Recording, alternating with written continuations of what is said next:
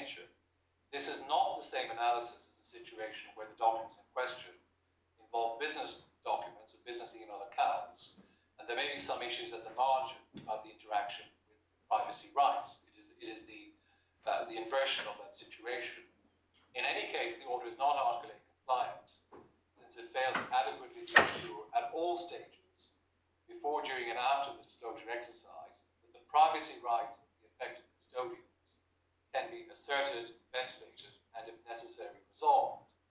Instead, it collapses all of this into an unsuitable and unsatisfactory mechanism, whereby IT consultants working for the defendants end up being the effective guardians of privacy rights belonging to the affected custodians. This is unprecedented and wrong, and highly likely to result in personal materials ending up in the hands of the defendants, or indeed the claimants.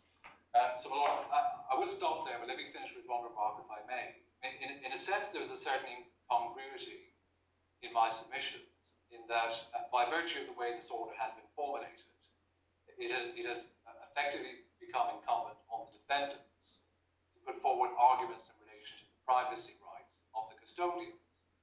And in my submission, that is a rather neat illustration of the problem with this order. There's effectively no catering for the independent and autonomous privacy rights of the custodians, and everything is effectively subsumed within the umbrella of the defendants or their agents.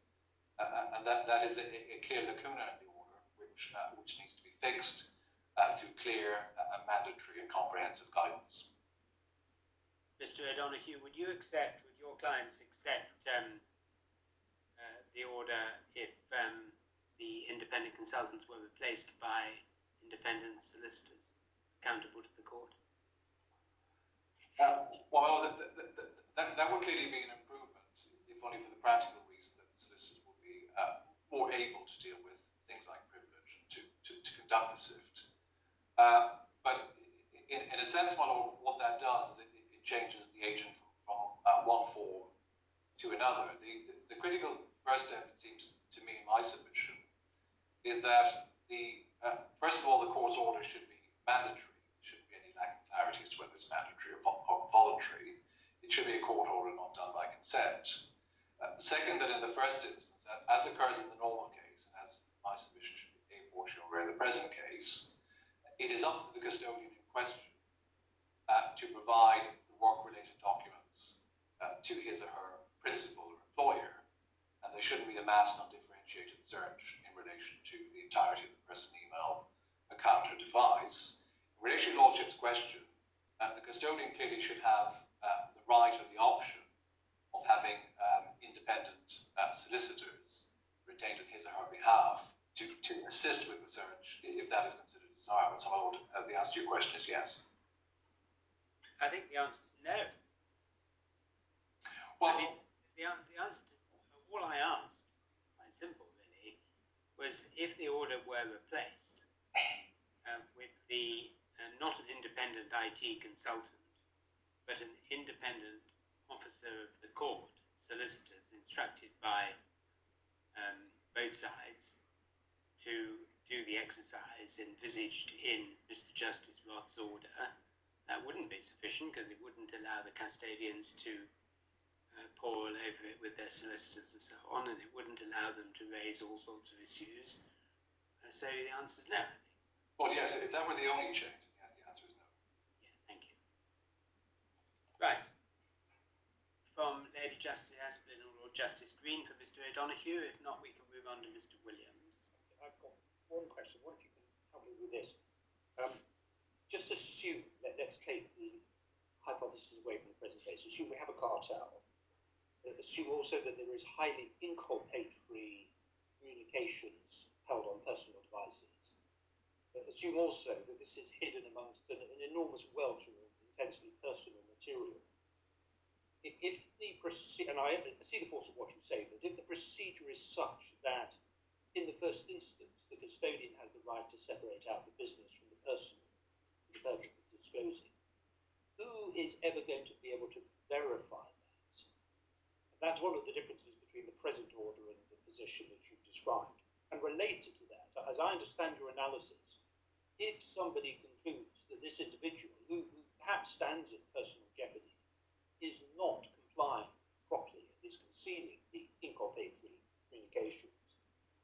your analysis then permit a third-party intervention of some sort?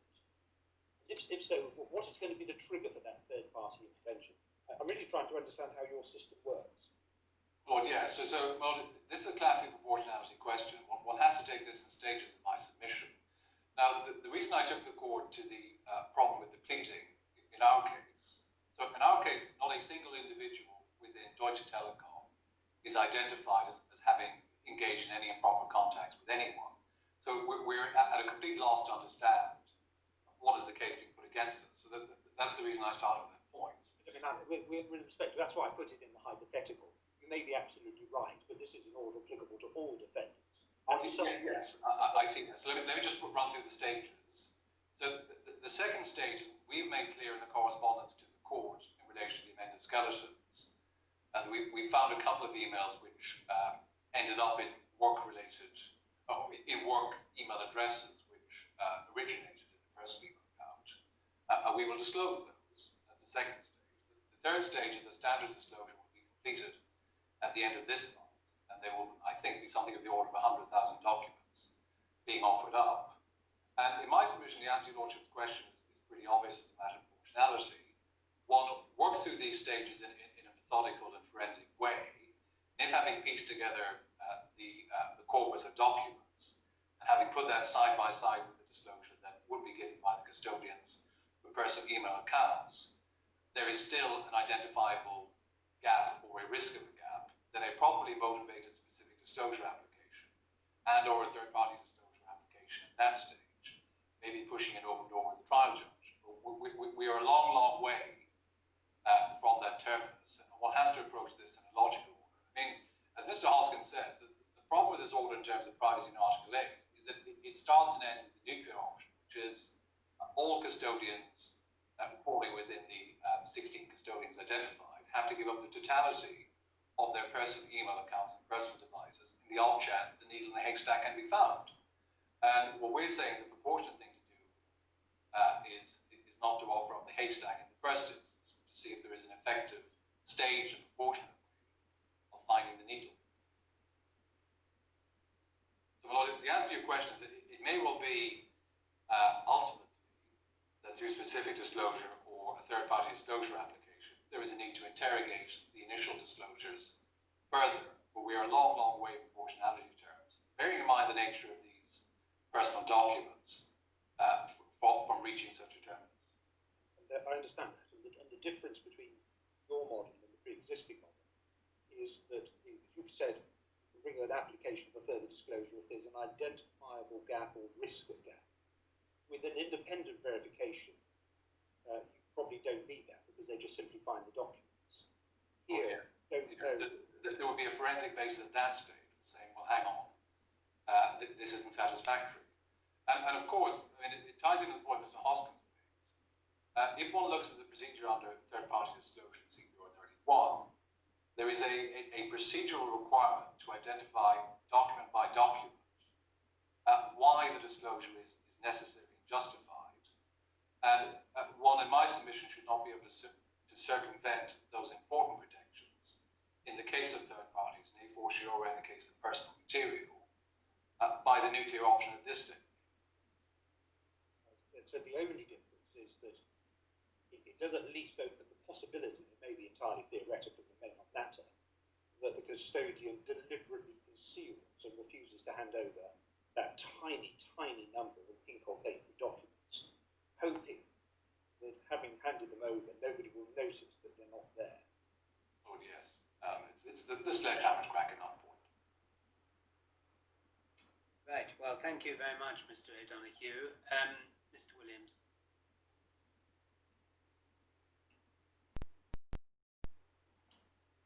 My Lord, the focus of my submissions will be on data protection issues, and then I'll make one short point at the end in relation to whether the order is mandatory or voluntary. I mean, was data protection dealt with below? No, my Lord.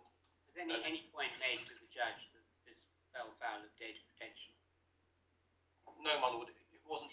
The points that we've raised in our skeleton really are points that are particular to the mechanism that the judge identified, which, as I foreshadowed earlier on, the difficulty we had with this is that the judge's mechanism wasn't raised at any point before his exchanges with Mr. McLean in reply. Mr. Hoskins then objected that this was a new point that we hadn't had the chance to address, and then the point then found its way into the judge's judgment.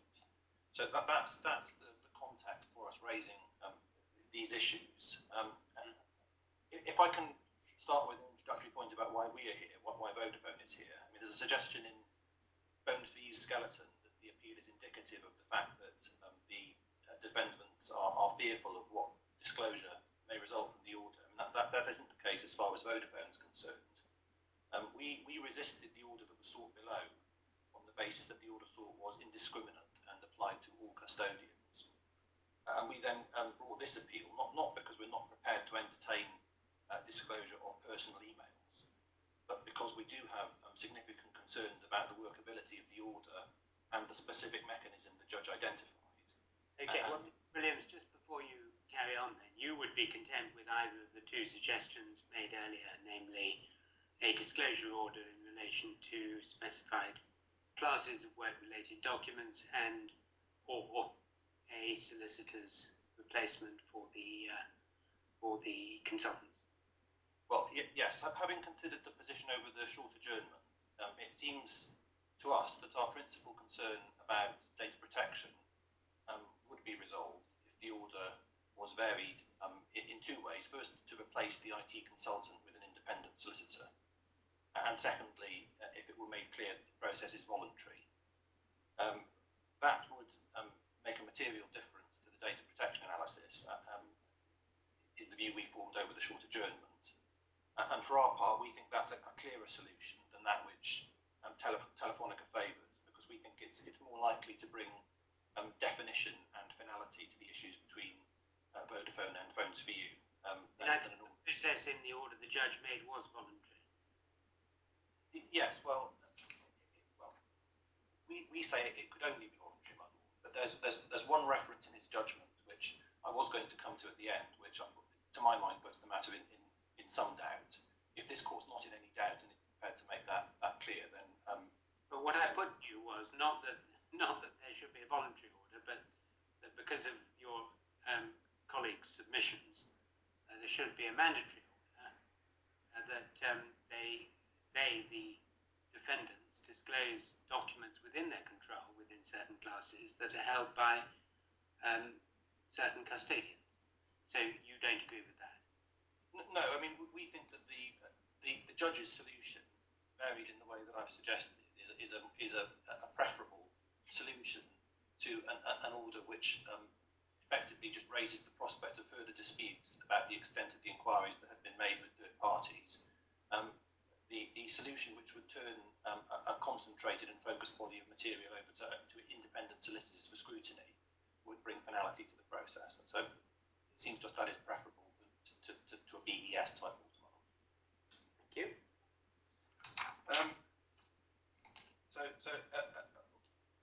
On the basis that the appeal is live, I'm going to develop the arguments on GDPR so that the court can see the framework and resolve any issues which are outstanding, albeit that we do say that the analysis would be different were an independent system to be introduced. Well, I think that the avoidance of doubt, Mr. Williams, the appeal is very alive. Yes. There's no question for going away, is there, Michael? So in our grounds, we put the data protection arguments on the grounds of error of discretion, because it was a consideration which the judge entirely left out of account in the circumstances I've already described. It's not the case that he made a particular error as to the effect of data protection law. There is just no consideration of the issue. But the point can equally be characterised as an error of law. And our ground 3 says that the judge failed to consider the legal implications of the order, which is in substance alleging error of law.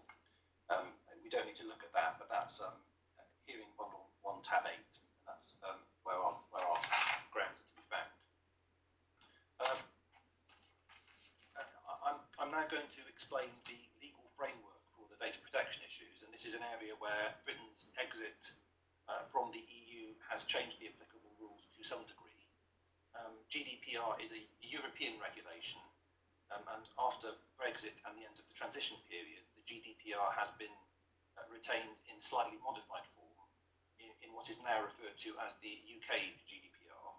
And I think the best way to explain that to you is to show you the Data Protection Act 2018, which is at Hearing Bundle 3 Authorities, tab 19, page 1.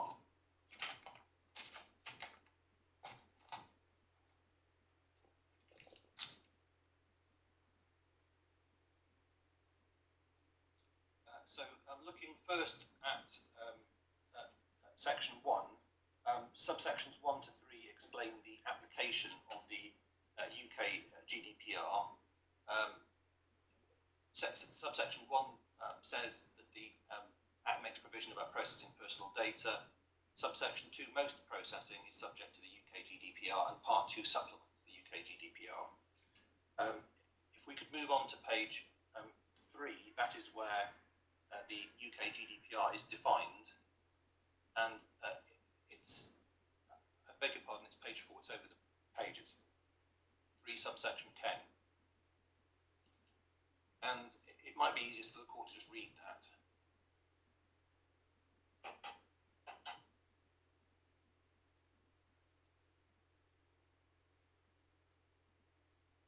So this is the GDPR as it forms part of the law of England and Wales. That's expanded upon in section 205, which is at page 18 of this tab.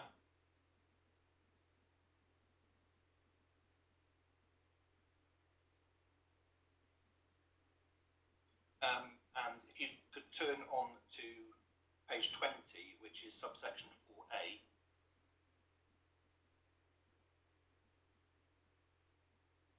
One can see that that provision, that explains that the reference to the regulation as it forms part of the law of England and Wales and so on is to be treated as a reference to the regulation as modified. Now, we don't have those regulations in the bundle. The material effect of them is to amend the GDPR so that it works as a domestic regime rather than as a European regime. And the changes aren't material to the substantive points that we make. The GDPR regulates the processing of personal data, and the important point to make is that the focus is on the data of data subjects, which we'll see when we look at the regulation. And the data subject is not just the custodian for our purposes, that is the owner of the device. Data subjects include all of the people, that is friends, family and contact, whose personal data is recorded in communications with the custodian. In other words, the emails and other forms of messaging which are held on the device. And as Mr. O'Donoghue's explained, because we're here concerning personal devices, we expect there will be a concentration of personal communications on the devices which may cover a range of personal topics, relationship issues, financial issues, health issues, problems at work and so on. There is no difficulty under the GDPR in our submission when one is dealing with data processing which is necessary for parties to comply with their disclosure obligations. And I'll explain that point when we get to the regulation. The issue we confront here is that we're dealing with the processing of personal data which falls outside any disclosure obligation. So we're not dealing with a work computer or a work phone which Vodafone controls and is obliged to search for relevant material. We are dealing with the body of material on the personal device which falls outside the scope of any disclosure obligation, but which the judge's order would bring within the disclosure process. So turning then to the GDPR itself, that is at hearing bundle. There's an individual defendant. I'm sorry, Mr. Williams, I just find that submission quite surprising. If there's an individual defendant who keeps relevant emails to disclosure on endless devices which contain all sorts of other personal information, he can't be ordered to search those devices because the personal information is there. Sorry. Was your Lordship's question whether the custodian can be searched? No, if there's a defendant to an action, yes, all his personal information and his business information all mixed together, yes, containing all sorts of other data, all sorts of people, data subjects, information all mixed together, surely he can be ordered to to search and eventually hand out his machines containing all that data material? Of course he can. Yeah. Yes, no, yes. My lord, we accept that a defendant which holds a mixture of personal and disposable data. Yes, but here's a defendant who has allowed his employees to mix his data. So what's the difference? Well, in the former situation, my lord, the defendant needs to. The regulations contain provisions which deal with the position in relation to obligations of disclosure and processing for the purposes of the administration of justice. And the position we take is that those provisions would extend to an ordinary disclosure process. What they wouldn't extend to is asking a custodian, which sits outside the defendant, to provide non-disclosable material to the defendant or to a third party for the purposes of processing. So which provision prevents that? Well, perhaps the thing for me to do, my lord, is to show you the scheme of the regulation. The way it works is that processing needs to be carried out on a lawful basis. So the analysis works the other way around, my lord. One needs to look for a positive basis for the processing. But if we decide as a matter of this court and any other court decides as a matter of discretion that it is appropriate for material within the control of the defendant to be looked at, and it's been deliberately mixed with personal material, why is that not a lawful basis? Well, I'll show, my lord, what I wanted to show you the candidate basis for a lawful basis, and there is a lawful basis under the Gdpr when read together with the Data Protection Act, which extends to processing which is necessary for the administration of justice. Yes. And the submission I'm making really to you, my lord, today is that that provision is more readily satisfied by a process in which the material is provided to a solicitor as an officer of the court with the duties for the court than the order which the judge made. So that's the submission I'm building up to. But more readily satisfied is one thing, but unlawful is another. I mean, Yes. I think you'd be pushing it an open door with me, at least, if you said that there could have been better orders made in this case. I mean, I don't think we'd be here with all this multitudinous volumes of talent if this order could not have been bettered. But you're going so far as to say that this was an unlawful order, and it seems to me that it's justified by having been made for the administration of justice. Well, my lord, I'll show you the provisions, and in my submission, that is the strongest candidate, but one has to be satisfied that the processing is necessary for the administration of justice. Yes. And the point we make is that there are other mechanisms by which this disclosure could have been accessed. I mean, Mr. Hoskins has already addressed you on that. There is real doubt as to whether processing by an IT consultant of non-disclosable material would fall within that. But the point I'm making is that if one then introduces an independent solicitor into the process to carry out that work under the supervision of the court, then that brings the processing more squarely within the regulation. Yes. Mr. Williams, would your analysis, in fact, go any further than Mr. O'Donoghue's analysis under Article 8? You're really saying that the order was a disproportionate interference with the data subject's rights, but you accept that there may be some intervention or invasion necessary for the due administration of justice, and you say it should be done by a legal third party rather than IT third party. I mean, does that analysis take you any further than Article 8 does? Well, it's a different legal regime, my lord, but it is true that I'm not saying that the structure of the GDPR is to create a sort of an absolute prohibition or anything of that sort. The structure of the GDPR is to say that there needs to be a lawful basis for processing, and one then analyses the different candidate lawful basis.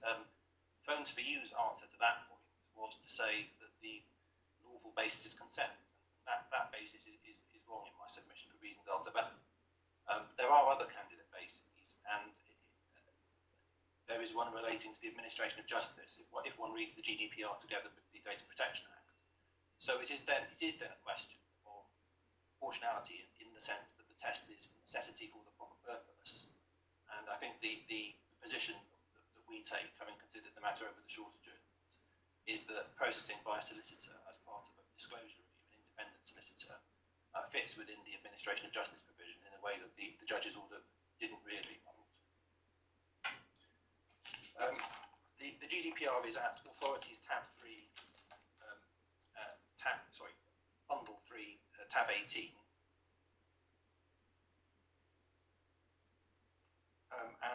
The articles start on page 2.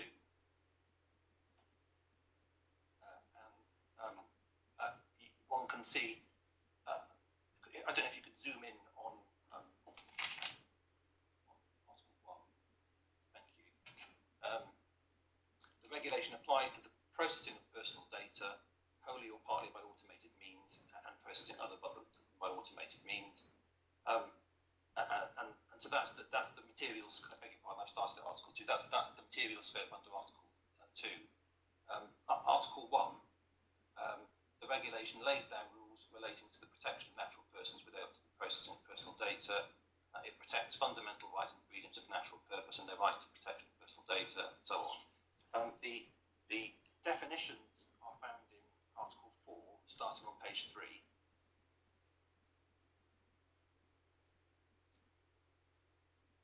And Articles 4.1 and 4.2 deal with personal data and processing, and I simply emphasise the breadth of those provisions.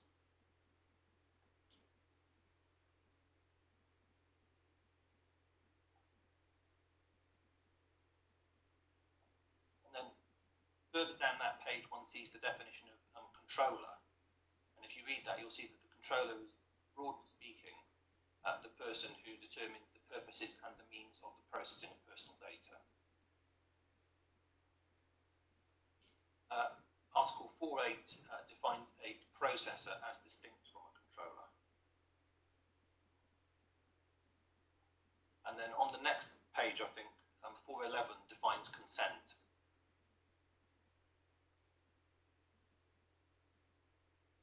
And if you read that, you'll see that it requires very clear and clearly defined consent. Freely given, specific, informed, unambiguous, and signified by a statement or clear affirmative action.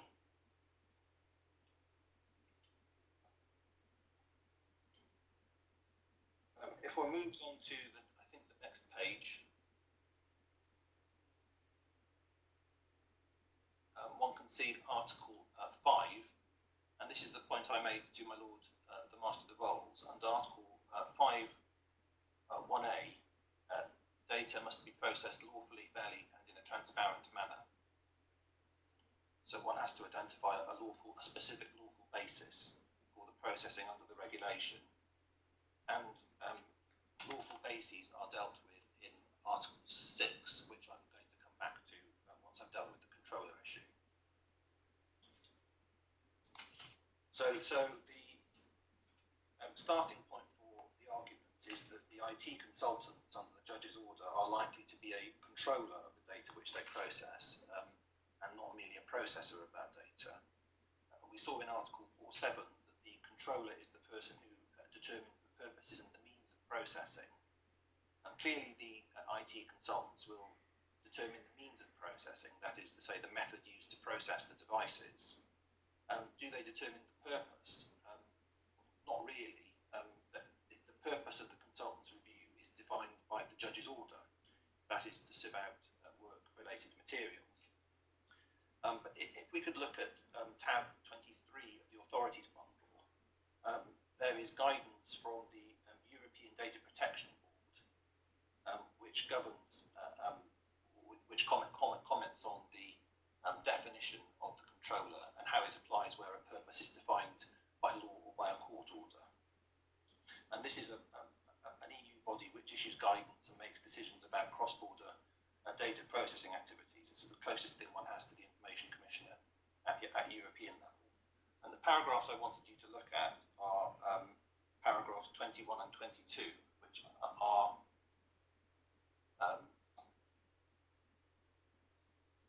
I think they may be on page 11. Sorry, bottom of page 10 onto page 11. Thank you. Sorry, I haven't really got tabs. So do you know the page of the electronic bundle? Which yeah, sorry, it's H3, 23 pages, bottom of page 2 onto the top of page 3. I don't think that really helps. Anyway, okay, thank you.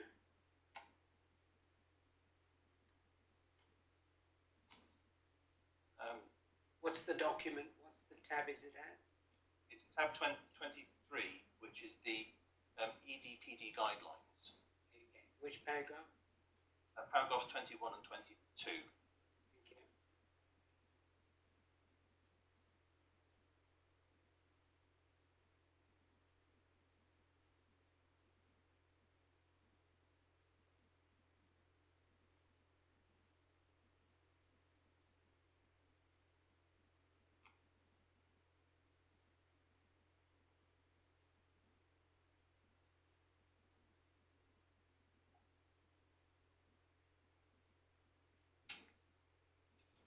So what paragraph 22 in particular says, in other words, is that if the law allocates a task or a purpose to a person, and that person is likely to be the controller, and we say that applies foursquare to the IT consultant in the context of the judge's order.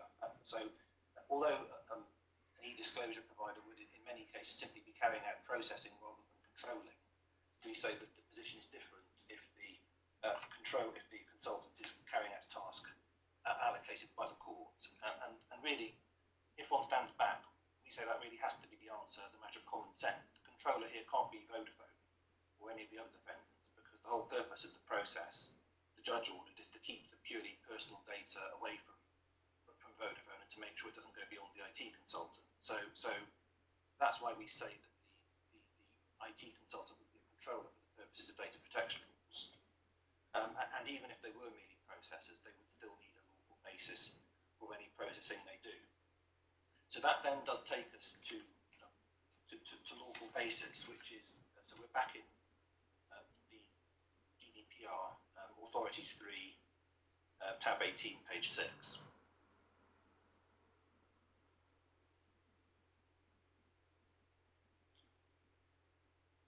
And the first of those is consent.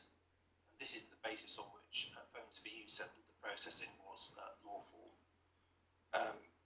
We saw the definition of consent in Article 411. Consent must be freely given, specific and informed, and contain an unambiguous indication of consent by a clear statement or affirmative action. And at tab 22, I won't ask you to go to it. You have the Information Commissioner's guidance. That says that the data subject must have a real choice, which is consistent with the breadth of that definition. So to taking those provisions together, one can see that the argument based on consent isn't right. There are 2 points. First, the judge found that the custodians couldn't be told that they could refuse to provide the devices. So if the process is voluntary, then any consent that's given won't meet the statutory requirement that the consent is informed and freely given. And on the judge's order, we say the custodians don't have a real choice, and certainly not an informed choice. And secondly, the consent must be the consent of the data subject, not just the custodian. Even if a custodian gives uninformed consent, there will be no consent from the custodian's friends and family whose data is also being processed. So that was Phones for You's answers, and it doesn't work in our submission. There are two other provisions we wanted to identify, and I've already foreshadowed one of them. The first is Article 6C, which is that process is necessary for compliance with a legal obligation to which the controller is subject. Now, a party to a litigation has an obligation of disclosure, and so this ground may be engaged in relation to a disclosure process. And so this is part of the answer to my Lord's question: can a defendant review mixed material in order to comply with its disclosure obligations? We would say yes, it can clearly do so under this provision. But there are 2 reasons why this isn't the answer in our case.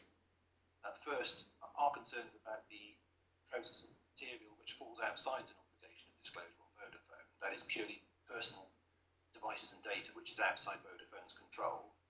And secondly, we're concerned with processing by the IT consultant, not Vodafone. And the IT consultant doesn't have an obligation of disclosure. they're not under an obligation to process the data. If they do it at all, they'll do so under a voluntary contractual appointment.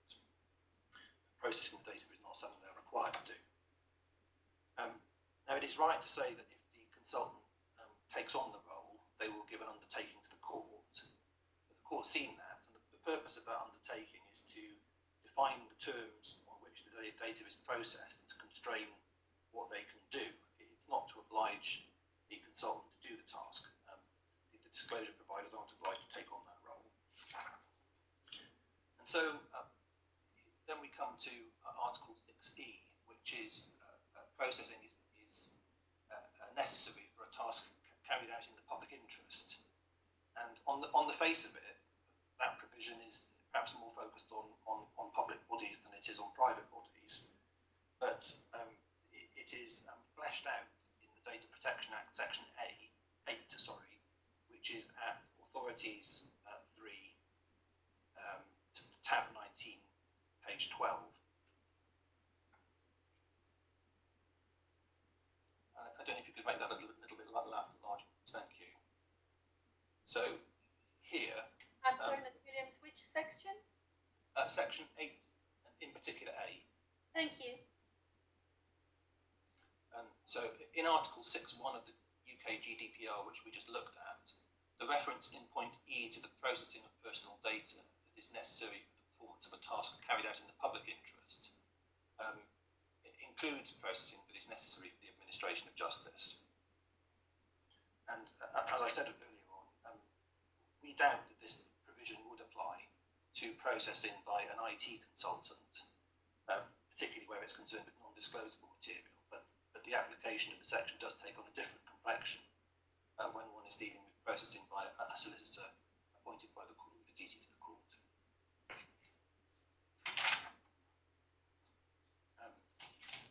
So I've taken you through that material partly to explain why it is that the GDPR issues arose in relation to the judge's order that wouldn't arise in relation to an ordinary disclosure process, but also to explain why we say the analysis takes on a different complexion if one varies the order in the way my Lord the Master of the Roll suggested. In our skeleton argument, we raised a second data protection issue, which is the issue of transparency, which the court saw is a separate obligation under Article 5.1. And transparency essentially involves making sure that data subjects are aware of the processing so that they are in a position to exercise their rights under the regulation.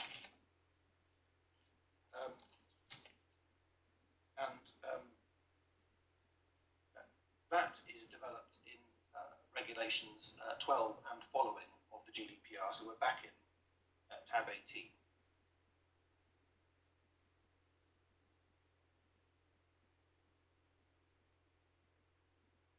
And in particular on page 9, please.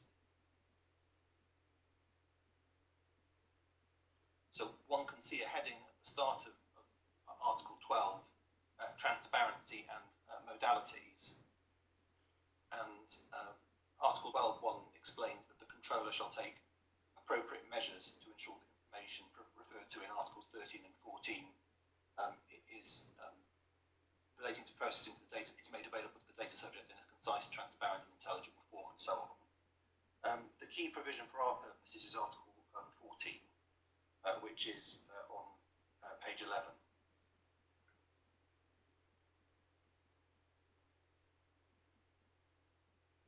And this is information to be provided where the personal data have not been obtained from the data subject, because where one's dealing with custodians, the information will have been obtained from the custodian rather than from the data subject. Article 14.1 sets out the information which ought to be provided to the data subject, and it's a long list, as the court can see. This is all intended to facilitate the exercise of rights by the data subject. But it isn't an absolute obligation, and in particular, if one goes on to the next page, Article 14.5b creates an exception I'm paraphrasing, broadly speaking, on grounds of impossibility or impracticability. And it does seem to us that if one's dealing with a review of a personal device containing information about a whole range of subjects whose identity is not apparent until you've looked at the device, there's a good argument that that exemption is engaged. But it's important to note that if one goes on to look at the last two lines, which are, it says in such cases, which are cases falling within the exception, the controller shall take appropriate measures to protect the data subject's rights and freedoms and legitimate interests, including making the information publicly available. So, I mean, so there's not complete relief from the obligation of transparency. There is an obligation to do something. It is not at all clear that that's practicable in our case either. For example, it doesn't seem realistic for the person carrying out the disclosure review to publish an announcement that they are processing the personal emails or messages of a named individual. And so it may be that even the alternative measures are not practicable in this case.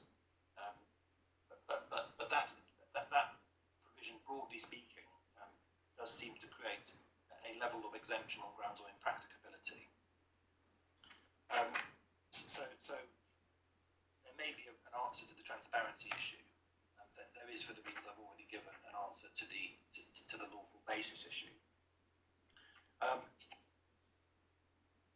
Our skeleton argument raised a sort of separate dimension to the GDPR problem, which I'll just mention briefly.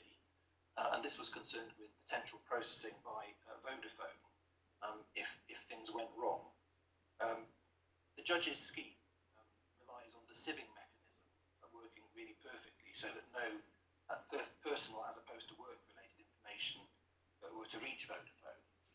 If that mechanism doesn't work, then Vodafone would find itself processing personal data, and it is clear that the judge didn't think there was any basis for Vodafone to be processing the purely personal rather than work-related information, data relating to custodians and their friends and family. So if material slips through the net to Vodafone, then there is potentially at least a further layer to the GDPR problem.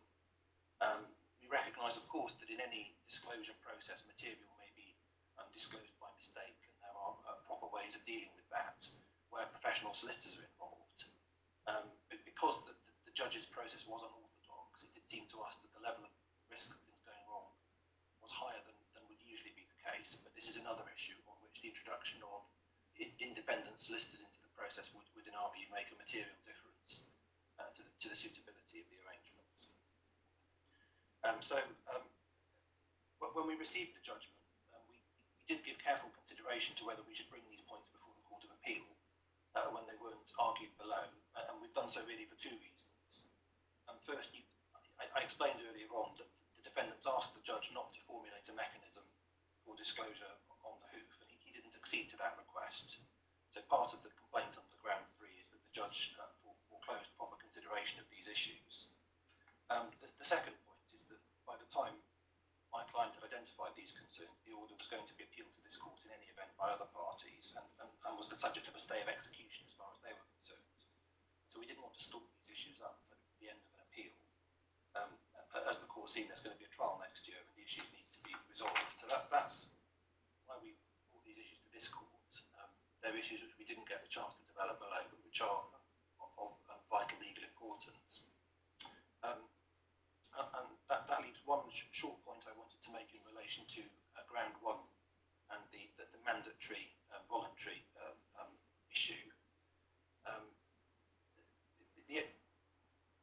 We accept that the order is an order to make a request, not an order for the custodians to give disclosure, and we do see that points to the order being voluntary, and certainly we say that it certainly can't be more than voluntary as far as the custodians are concerned.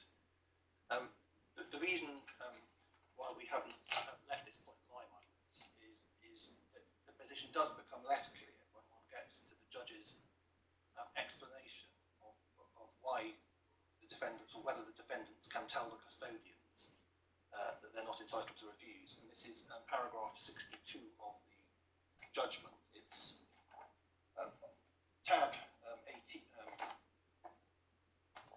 418, bundle 1, bundle page 206, electronic page, I think it's 15. Sorry. It's no, 17. Thank you, my lord.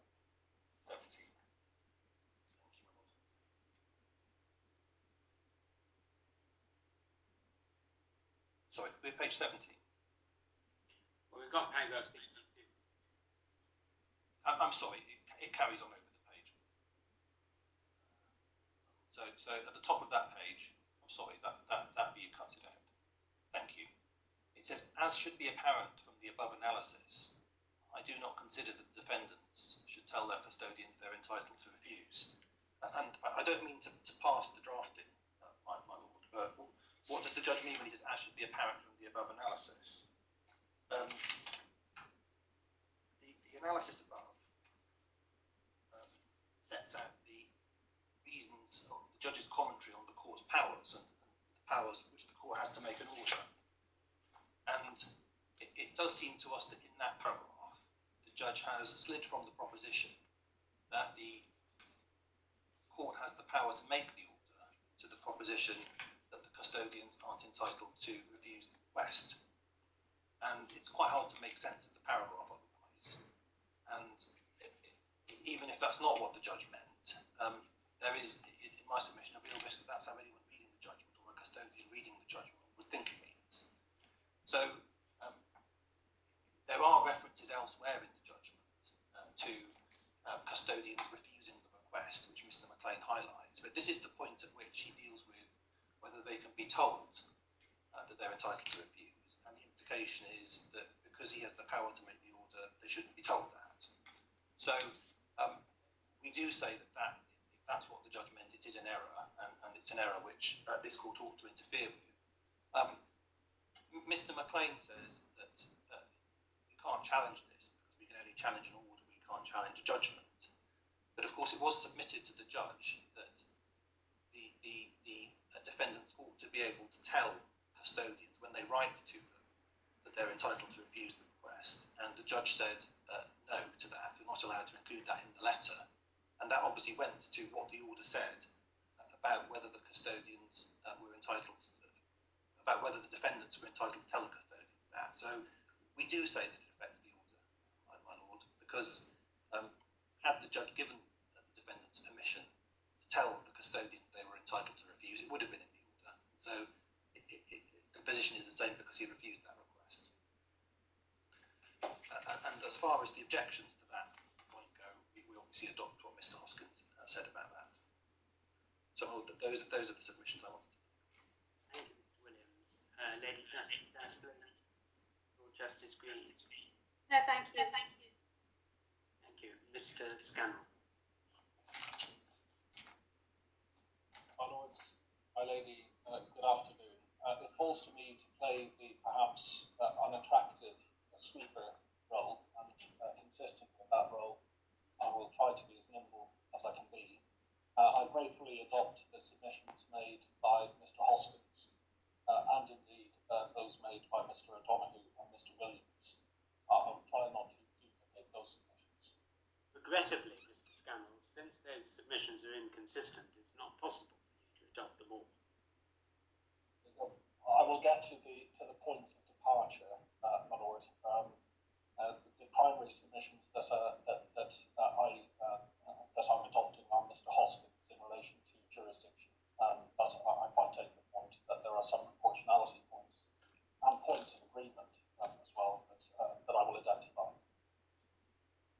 The court also has, of course, Orange's skeleton argument,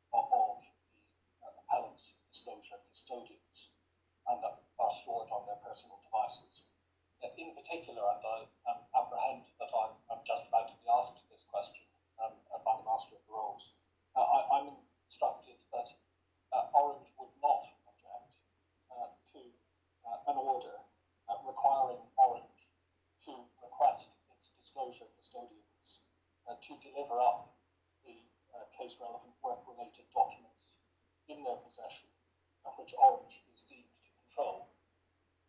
But for the avoidance of that, Orange would not agree to an order which simply swaps out the IT consultants for a firm of solicitors, independent or otherwise. And the reason is the fundamental jurisdictional objection that we maintain in respect of His Lordship's judgment, which I'll turn to in a moment. In short, my lords, my lady, we say that there are three very simple points at the heart of the appeal. These have been touched upon by Mr. Hoskins, but I can take them very shortly. The first is that under Part 31, a party can only be ordered to disclose documents which are or have been in its control. That's Rule 31(8)(1). The second is that if the disclosing party does not control relevant documents that are in the possession of a third party, he does not even have to ask for them. He doesn't have to ask for them to be given up voluntarily. That was the point that Lord Diblock made in Monroe and Shell, and which Mr. Justice Nails, as he then was, recalled in Ardila Investments in paragraph 13, which is referred to in Mr. Justice Turner's judgment in Best Commercial Electricity and paragraph 62. And the reference for Your Lordship's note is page 3, tab 14, page 11. And the third point is that the control that a principal is deemed to have over the agency-related documents in his agent's possession does not extend beyond those documents to other documents in the agent's possession.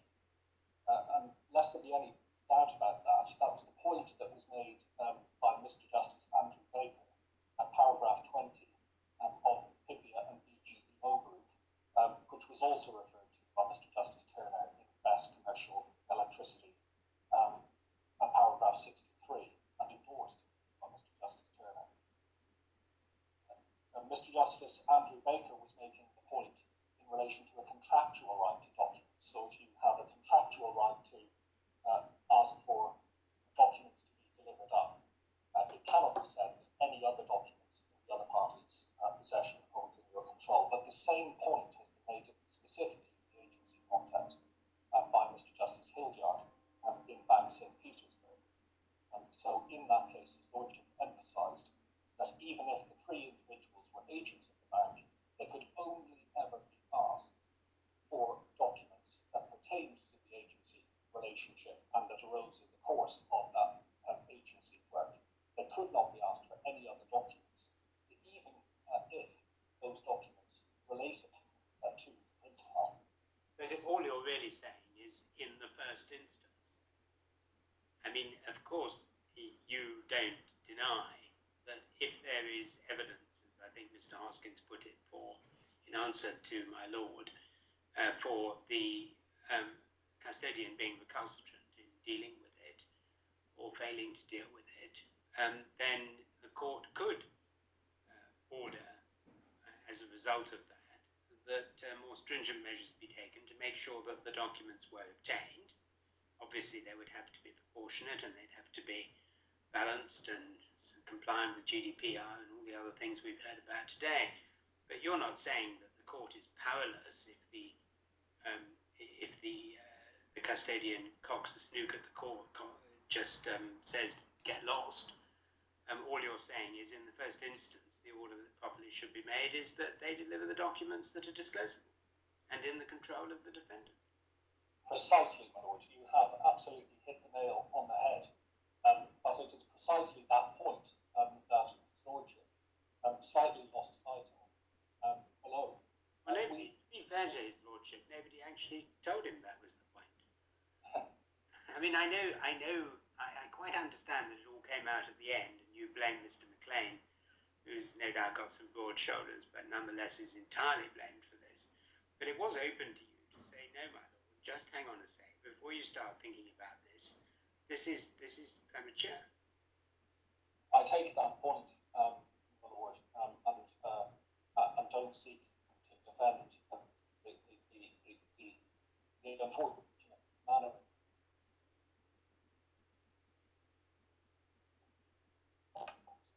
rather rushed, and the statements were made very much uncouth. Nevertheless, we are in the Court of Appeal. The question that arises is a jurisdictional question.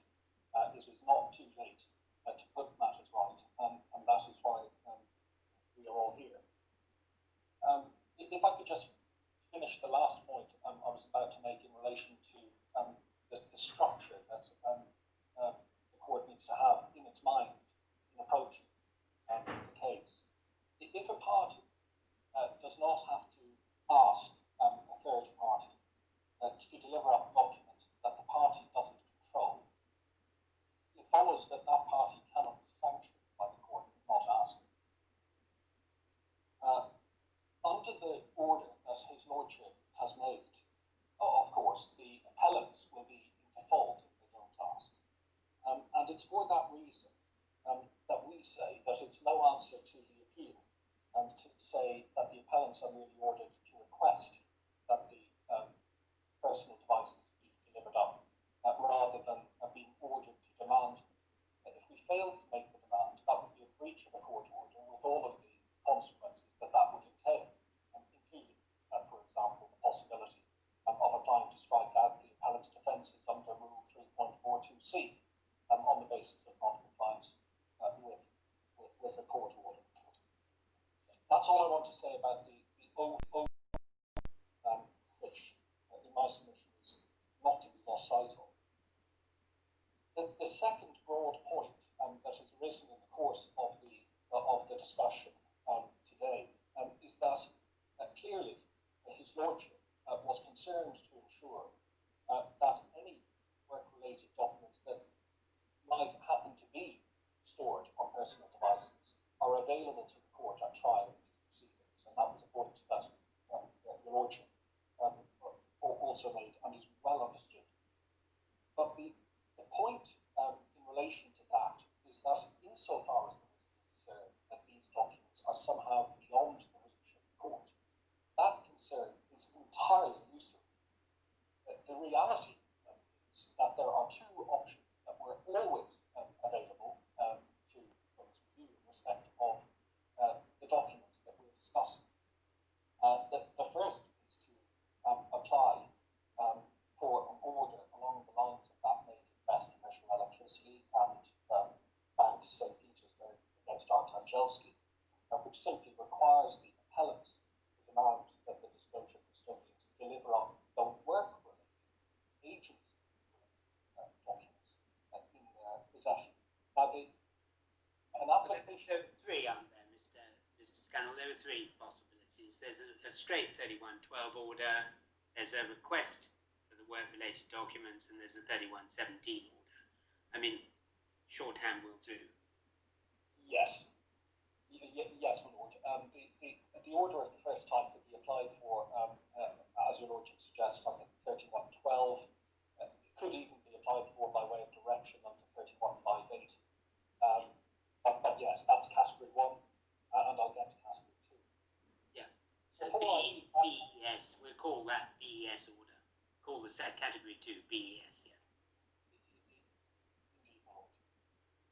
The point in relation to the category 1 order is that the application can be brought against the appellants because they're deemed to control those work-related documents in the possession of their disclosure custodians. And the issue to be addressed on an application of that sort would simply be whether the search that the appellants had conducted to date for those documents met the 31.7 requirement of reasonableness or not. Issues of proportionality would also come into play, but they would not be at the forefront of the considerations in most cases. The second option, if codes for you considered, for example, and this example has been spoken about earlier today, that the disclosure custodians were concealing inculpatory documents amongst their Peppa Pig videos and children. Those documents. It is that they could bring an application seeking the delivery of all of those documents, all of those personal documents.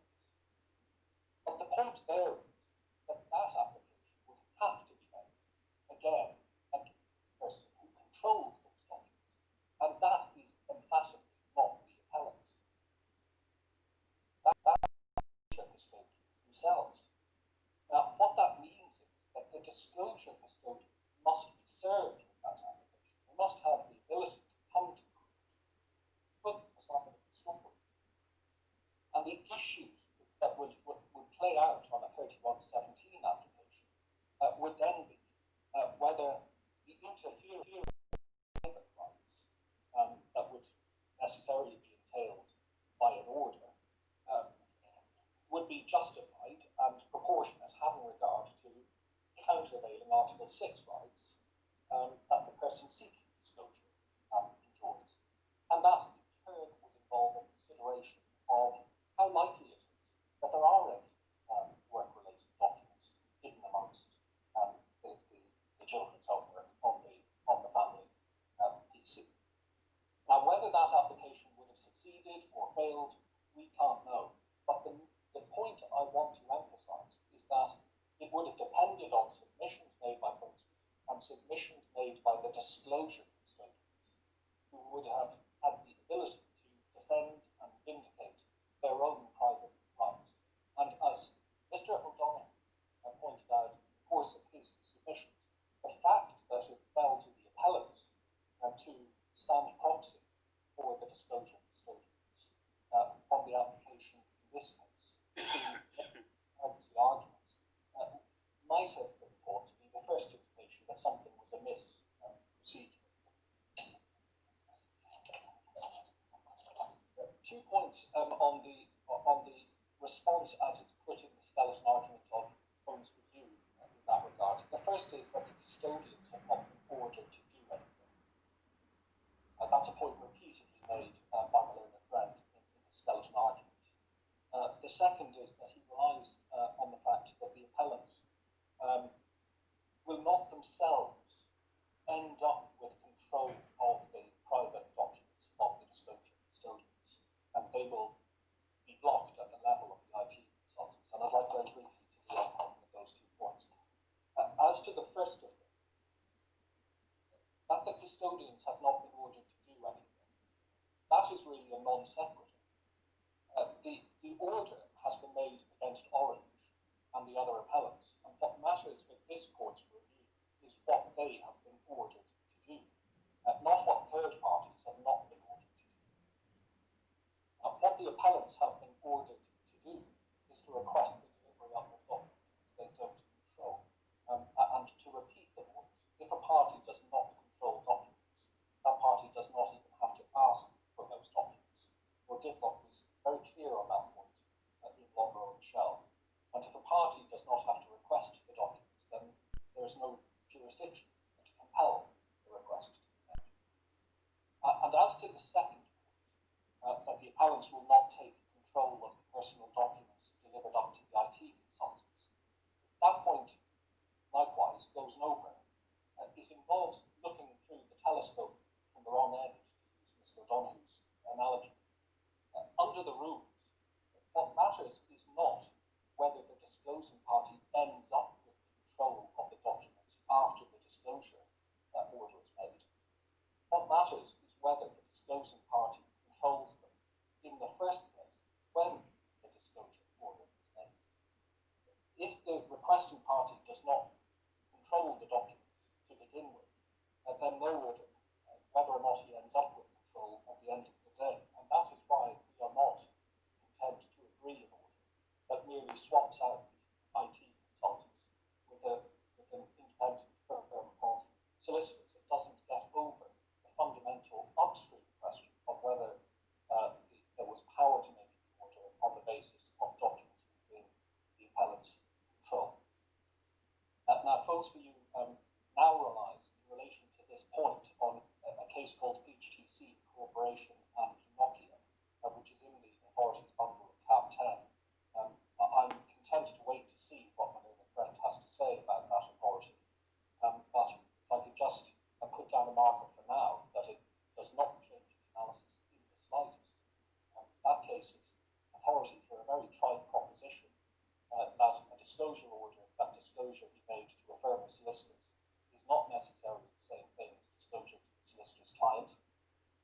always possible to insert stipulations and conditions in the disclosure order preventing onward disclosure from the solicitor to the client. But we accept that. That doesn't change the analysis in the slightest. But what is informative about that case is that it was a patent dispute where Nokia suggested that HTC was infringing its patent. Nokia formed the view that it would be useful to get access to documents belonging to a company that's well known called Qualcomm to make out the infringement case. What's interesting is how Nokia went about getting that disclosure. What it didn't was what Phones for You has done in this case. It didn't bring an application against its opponent, HTC, asking its opponent to request the delivery of those documents on a voluntary basis by Qualcomm. Instead, it brought the application, as it was right to do, against the person who controlled the documents. That was Qualcomm. You know, Mr. Scannell, having a long submission about a case we're not being asked to look at, which is really a reply submission, is not much help to me. I don't know about my colleagues. I'm content to leave it there, my lord. I've made the point that I wanted to make for now in relation to it. If I may, I'd like to conclude by making a brief point on the rider, as we've called this. I hope that's clear. It's paragraph 62 of the judgment. Just one point in relation to the one authority that is cited in support of the proposition that paragraph 62 is not reviewable. The authority that's cited is Compagnie Noga and Abacha in the learned French skeleton argument at paragraph 65. And the suggestion was made that nothing in a judgment, the prima facie position is that nothing in a judgment can be reviewed. It has to be mentioned in the order. Just to be clear, the true position is that the starting point for a consideration of the extent of this court's jurisdiction is section 61 of the Senior Courts Act. And what that provision provides is that this court has jurisdiction to hear an appeal against any judgment or order of the High Court. That is this court's statutory appellate jurisdiction. And the point that is made in that authority is not that it is never possible to appeal against a point in the judgment which isn't captured in an order. It's that if a party wins in the court below and doesn't appeal against the result, then it is not possible to bring an appeal against any reason or factual finding below that led to that result, which is a slightly different point. So, for example, a wife who prevailed in matrimonial proceedings could not appeal against a finding made by the judge below that she had committed adultery. Well, I don't think anybody's suggesting, Mr. Scannell, that we can't argue about paragraph 62, bearing in mind that there is a live appeal in relation to the order. So Yes. Paragraph 62 is relevant to that live appeal against the order. So whilst it may be very interesting to look at the proper meaning of section 16.1 of the Supreme Court Act, my suspicion is that this court will think it's appropriate to consider or to say if it thinks that the order was right and 62 was wrong, or 62 was wrong and the order was right. And your lordship is quite right, if I may say so, to take that approach. That is the correct approach. I didn't want your lordship's relationship to be left with an inaccurate impression of what the authorities have to say on the board. So, Yes, just to conclude, what I say in respect of the rider is that plainly that rider, paragraph 62, should not appear in judgment at all, with great respect to his lordship. There is no justice in concealing the true legal position from the custodians, whatever your lordship's decides to order in this case. And with respect to Phones for You, it's not good enough to say, as they do in this kind of time, well, the custodians can always take their own legal advice.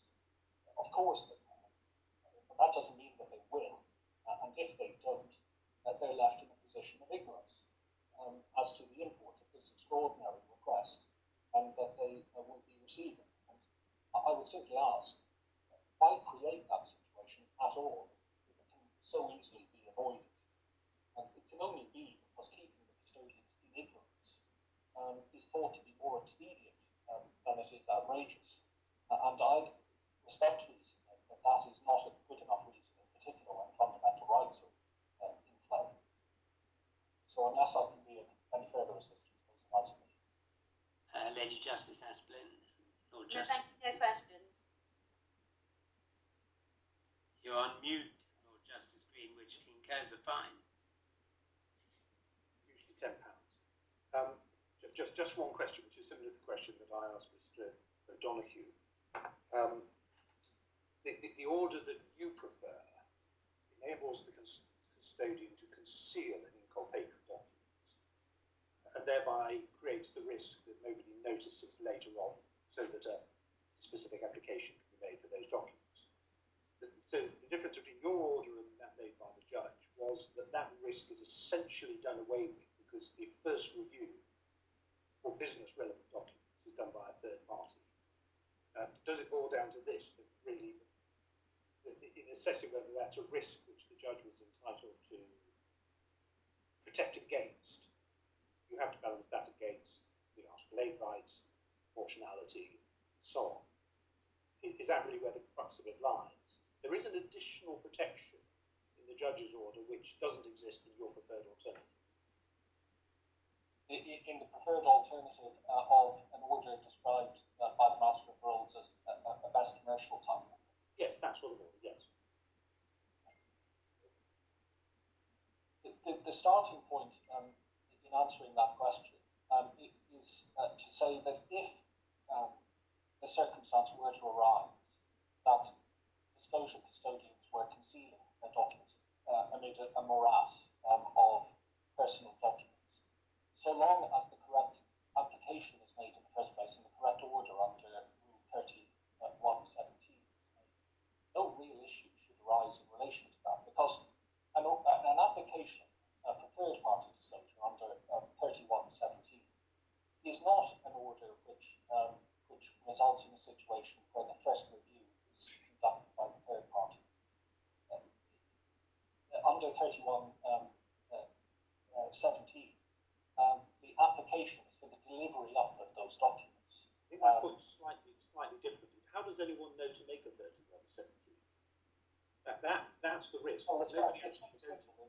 It's very simple because if, as occurred in this case, one is proceeding on nothing more than a bare assertion, which is what Finsbury did, and they made a bare assertion that it is well known that some people use personal devices, and that is recorded in His Lordship's judgment as the basis for the application that was made. There was no factual evidence that lay behind this.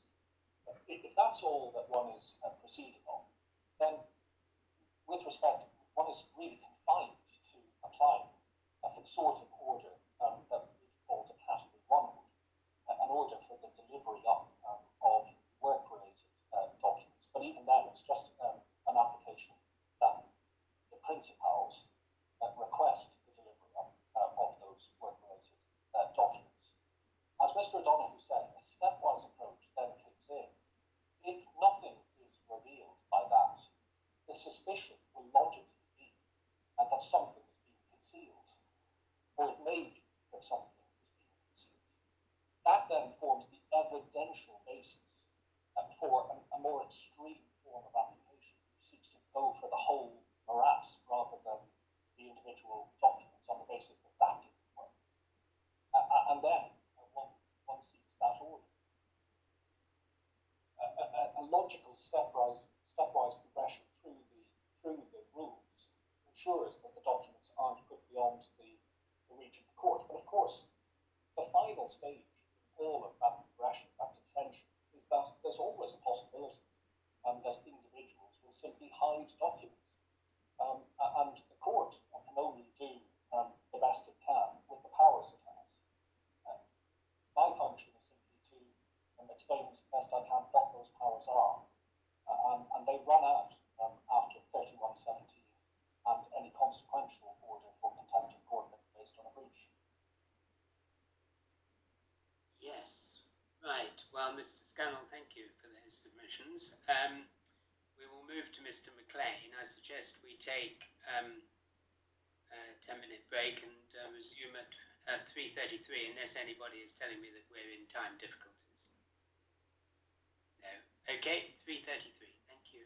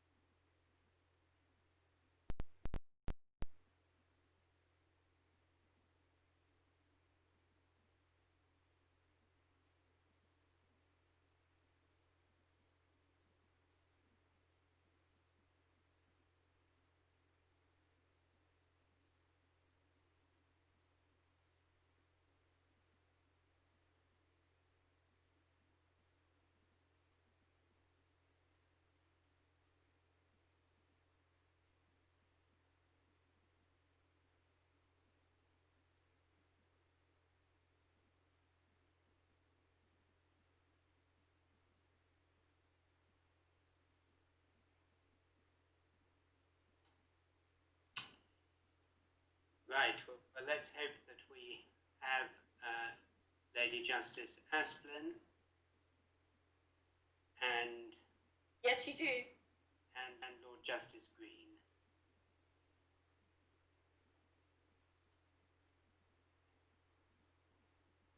We have do not. Oh yes, we do have Lord Justice Green. I see on the. Very good. Good, Mr. McLean. May it please the court. As you know, this is an appeal against the case management order made by a judge with extensive experience in competition law, and we submit to the court that these appeals are all without merit and should be dismissed. Having said that, Mr. McLean, we understand that submission. I just did want to say to all counsel that one of the concerns that anyway I have, which has not really been covered in argument by the appellants, and we don't need argument about it now, but it's something to think about overnight, is the question of whether the mobile devices themselves on which the putatively disclosable and controlled documents are held are actually documents for the purposes of Part 31, Yes. which would themselves be ordered to be delivered up, because the jurisdiction argument depends upon their not being so. And obviously, Mr. McLean, you're going to make submissions on that, but I just wanted to make sure that the appellants were in reply as well. Yes, my lord, your lordship will probably have seen from Mr. Williams on behalf of Vodafone skeleton argument that they do submit that mobile devices are documents within the meaning of the rules. Now, one of the aspects of the judge's order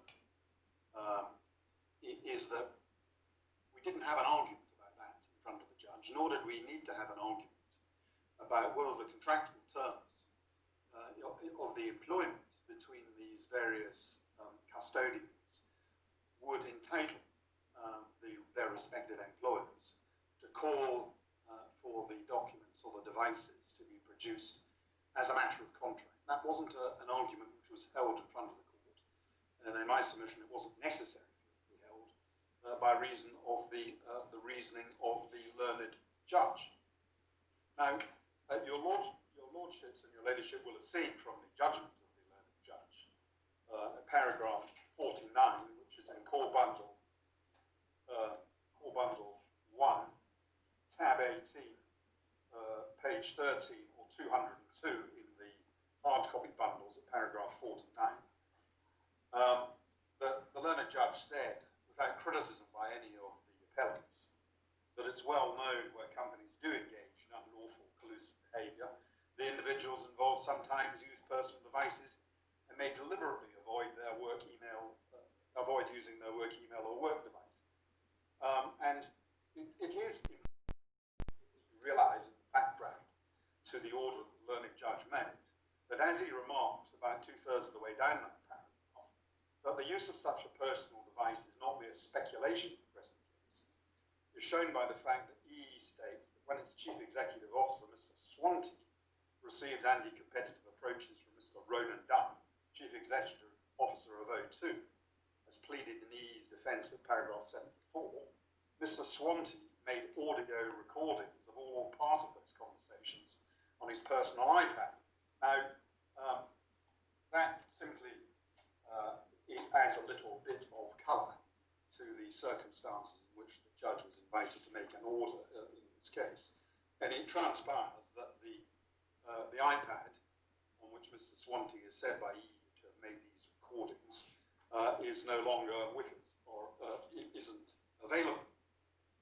But my Lady Justice Asplin, indeed the Master of Rolls, put your finger on, I may say so, on a problem, if there is a problem in this case. And that relates to what is the obligation of a party, what is the duty of a party to conduct searches in relation to repositories which are essentially mixed sources of documentation. Now, in our submission, the learned judge's approach to this was acceptable as a matter of jurisdiction, and furthermore acceptable as a matter of discretion. How do we get at the documents on these devices where there are or maybe other material? And in our submission, it is quite wrong to say, as a matter of jurisdiction, that the court could not require the relevant employer simply to make a polite request of the individual custodian, which the individual custodian voluntarily can or cannot comply with. Now, lurking in the background and in relation to the submissions which have been made by my learned friends is the proposition that, well, that simply can't be done because there's a problem, and the problem is that you can't be obliged to disclose documents which you don't control. Now, take it in stages. Under CPR 31.8, documents have to be disclosed if they are in the possession or have been in the possession of the party. The party has or has had a right to possession, or if the party has or has had a right to inspect or take copies of the documents. Now, another interesting feature of this this debate, my lords and my lady, is this: that the defendants, the appellants, all resisted the court making an order on the basis that they told the learned judge, well, we've asked the custodians, and they say there are no such documents. They didn't use these devices for work purposes. Now, that may not have been a submission which was made by Mr. Williams, but it's certainly a submission that was made by Mr. Hoskins. Don't make an order because we have asked.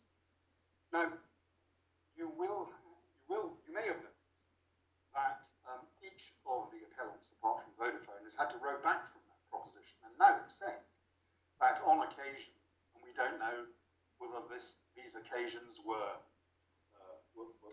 small or not, did use their work devices, their personal devices, for work-related purposes. And that's why you see that their skeleton arguments have changed. Now, it may not have been apparent to the court, simply looking at the skeleton arguments, what changes have been made. And we've identified those changes in supplemental bundle 2, and that's bundle H2. Perhaps I can identify where these are. Supplemental bundle 2, tab 31, page 368, and that's H2 31.6, paragraph 16. I hope that enables the court to see what I'm referring to. Now, this is a markup of the skeleton argument Deutsche submitted, and you'll see at paragraph 16, Deutsche, Mr. O'Donoghue and his junior say this: Deutsche Telekom notes that prior to the CMC, it had made inquiries that indicated that its proposed custodians had not used personal email accounts or personal devices. In its appeal skeleton argument served on the 7th of September, Deutsche Telekom submitted the judge had not taken account of these factual matters and had in consequence erred in assuming that Deutsche Telekom could be entitled as a matter of German and Greek law to obtain business-related documents from its custodians, where those documents were in personal email accounts or on personal devices.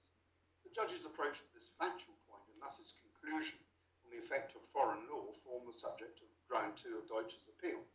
Since the filing of the appeal skeleton argument, Deutsche Telekom has continued its review of Deutsche Telekom's documents and has ascertained that on occasion certain of its custodians did use personal email accounts, specifically to communicate on work-related matters with other or their own email accounts. And then to the extent that any of these emails are relevant, they will be disclosed in accordance with the order made at the CMC. While Deutsche Telekom maintains that the judge did technically err in his approach to the factual material before him, in the light of this information, Deutsche Telekom does not further pursue ground 2 and makes consequential amendments to the skeleton argument accordingly. Now, that's just one example, and I'm not going to follow the court with the skeleton arguments of Orange and Telefonica, who all ultimately fess up to the fact that the information they gave to the court, no doubt on instructions from the custodians, was in July not accurate. And it lies ill in their mouth to criticise the judge for not accepting inaccurate information which was then being put forward to the court. So we're now in a position where it is accepted that there are or may be disclosable documents, relevant work-related documents, held by these custodians, these senior employees of these companies on personal devices. It's also accepted that those documents are within CPR 31.8, within the control. And it's also accepted that orders can be made by the court for disclosure by the defendants, the individual defendants, in relation to the material which is within their control, within 30.8. But it is said that it is without the court's jurisdiction, it has no power to compel the defendants, as I say, to write a polite letter to the custodians asking whether they are willing to allow these devices to be searched in order to identify what work-related documents there may be on them. Now, as I said, the jurisdiction argument was not raised by the judge. And I can show you, I don't think I need to show you that. Mr. Hoskins, when asked by the judge, are you saying I don't have power to make this order, said, no. What I am saying is that you shouldn't make such an intrusive order because it will involve handing over, or may involve, if they comply, if they comply with the request which was made, it may involve handing over their personal information. But they didn't challenge the existence of the jurisdiction to make the order. What happened, my lords and my lady, after the hearing in July, EE's counsel, who wasn't party to the application brought by my clients because we had reached an arrangement with EE, which was satisfactory to my clients at that stage, EE's counsel supplied to the court a copy of the judgment of the Court of Appeal in Galadari. And Mr. Justice Roth then invited the parties to make submissions to the court on the Galadari case. So at that stage, they had an opportunity to make further submissions to the court on anything else that they relied on in order to persuade the learned judge not to make the order, including the GDPR material, which the court has heard something about, but I'll come back to that at some later stage. At that stage, on the basis of the Galadari case, defendants started to submit the court has no power, no jurisdiction, based on analogy with the reasoning of the Court of Appeal in the Galadari case. And since that is the beginning, and we submit the end of this argument about jurisdiction, perhaps I could invite the court to look again at the Galadari case, which is in bundle, authorities bundle 1. That's H3 for the opus operator at tab 3. So that's authorities bundle 1, tab 3, H3, tab 3. And Mr. Hoskins showed the court the reasoning of Mr. Justice Morritt as he then was, which is to be found on page 3 of the report. So that's H3, tab 3, page 3, very faint for my Lord the Master of the Rolls in the report. And you'll see that if we look at, right at the bottom of the page, Lord Justice Glidewell says, the judge's reasons for making an order in these terms to find at page 84 of the transcript. And Mr. Justice Morritt said, this leaves the question of documents relating to the account and payments. Plaintiffs do not seek to obtain them otherwise than in accordance with the programme for general discovery, which I've laid down. Accordingly, as part of that discovery, the plaintiffs will obtain disclosure of such documents sought that are in the possession, custody, or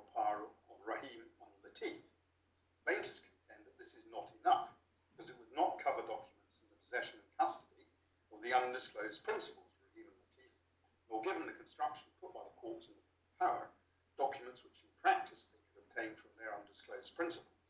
Once again, they base their claim for relief on Norwich Pharmacal and Bankers Trust.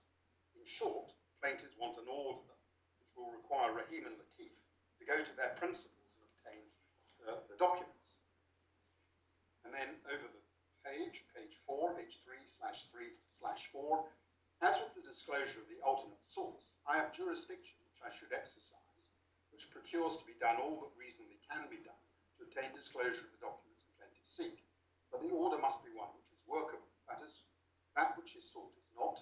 Rahim and Latif cannot disclose documents which are not now and never have been in their possession, custody, or power, but they can try to obtain possession, custody, or power so as to render them discoverable.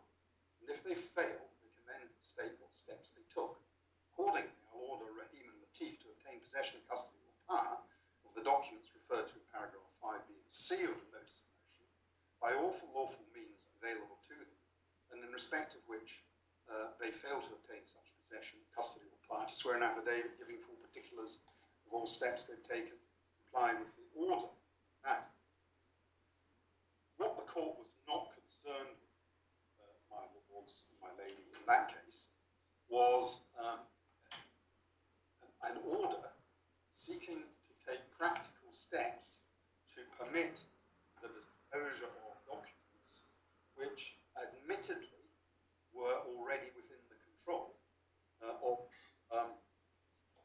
the Latif and Rahim. What the court was seeking to do was to extend their disclosure obligations to documents for the purposes of disclosing to the claimants, for the purposes of disclosing documents to the claimants which were not then and never had been within their possession, custody, or power. That, with respect, has got nothing to do with the mechanism which the learned judge ordered in this case. And one sees the reason why the Court of Appeal said that Mr. Justice Morit had been wrong. If one turns to page 9 of the report, which is H3, tab 3, page 9, and in the paragraph, which I think was read to you by Mr. Hoskins, Mr. Pearl, if one looks at the last sentence of that paragraph, well, Justice Lightwell says this: the order here in issue is quite different. It's an order against a party who's in possession of documents, so that an order for discovery of those documents at present not possible may then be made. That's not what the learned judge did in this case. That's not what the learned judge was seeking to do. The learned judge was seeking to deal with a practical issue which arises where there is a mixed source in which it is admitted that there are documents which are presently within the control of the disclosing party. So, although the appellants seized on that case and made submissions to the learned judge, he rejected those submissions, and the reasons for rejecting those submissions, my submission that he gave, were correct. And one sees that in the learned judge's judgment.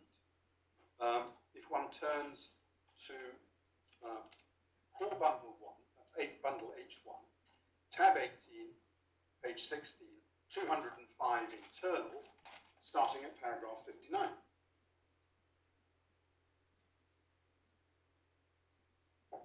And paragraph 59, he deals with the suggestion that the order that he was contemplating making and did make was inconsistent with the rules under Order 31 or 17. He says, I don't consider that an order in these terms in any way circumvents the rules governing third-party disclosure. Orders not for disclosure against the individuals. It's an order of the relevant defendant that it takes reasonable steps towards providing documents within its own control, having regard to its position as employer or principal. Then at 60, moreover, I do not think that this engages the issue involved in Dubai and Galadari, of which I was sent a transcript and then brief written submissions from the parties following the hearing. and then he explains what the issues were, and he states halfway down, Mr. Justice Moran observed that he could not order the defendants to disclose documents which are not now and never have been in the possession, custody, or power. But he held that he could nevertheless order them to obtain possession, custody, or power of the documents by all lawful means available to them. Judgment setting aside this order, the Court of Appeal noted that the order fell outside the procedural rules for discovery of documents, or the Norwich Pharmacal principle. And then Mr. Justice Roth quoted the sentence from Gdpr I've already read to the court. The court proceeded to hold that this would thereafter extend the ambit of discovery, and there was no jurisdiction to make such an order. By contrast, as explained above, I consider that an order of the defendant should disclose documents held by their present or former employees and their personal devices could be made under the rules. The order now sought is for a step towards the practical exercise of that established jurisdiction by seeking to identify documents that fall under the defendant's control. It falls within the broad power under 31 Rule 5.8 for the court to give directions as to how disclosure should be given. As Phones for You points out, the writing of letters to agents to gain access to documents for disclosure was ordered in the St. Petersburg case. Now, in our submission, is a remarkable proposition that in a case involving an alleged collusive infringement of competition law, that an employer, that the court cannot order the employer or the employees to make a request of its employees for the purposes of sorting the wheat from the chaff in personal devices that these individuals may have used for the purpose of the employer's business. It's obvious that most competition law infringements are carried out by personae ficta, corporate entities. And those corporate entities can only act through human agency, through their employees, their officers, their directors and servants. Can it really be law that it is unlawful under the CPR rules for a court to say to the employer, please make a request to those individuals so that their devices can be searched in order to identify documents which are within your control and which you are obliged to disclose? In our submission, it would undermine the protection which is owed to victims of cartels if that were indeed the law. And indeed, this problem does not arise or will not arise simply in relation to alleged competition infringements. It's far broader than that.